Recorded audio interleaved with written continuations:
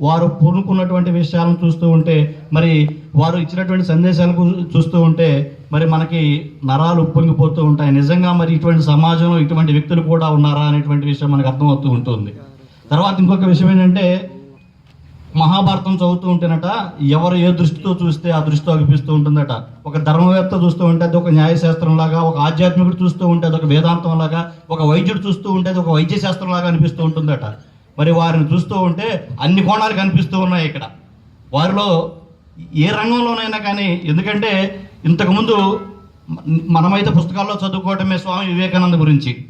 స్వామి వివేకానంద ఇచ్చినటువంటి ఎన్ని సందేశాలకి యువత మరి ఉప్పొంగిపోయి మరి ఆయన ఎంత సందేశాన్ని ఇచ్చారో మనకు తెలుసు. మనకు ప్రత్యక్షంగా ఏనాడు మరి స్వామి వివేకానంద చూసింది లేదు. మన ఆయన సందేశాలు చూస్తుంటే ఇప్పటికీ చెప్పుకుంటూ ఉన్నాం.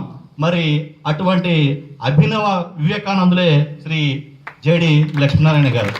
నిజంగా ఈ తరానికి ఇప్పుడున్నటువంటి వీరికి మరి మనకి వివేకానందుల వారు మార్గం లాంటి వారే జేడి లక్ష్మీనారాయణ గారి యొక్క మార్గంలోనే మనం అంతా కూడా యువత ఇప్పుడు నడవాలని కోరుకుంటూ మనసా వాచ కర్మణ వారికి ధన్యవాదాలు తెలియజేసుకుంటూ సెలవు తీసుకుంటున్నాం.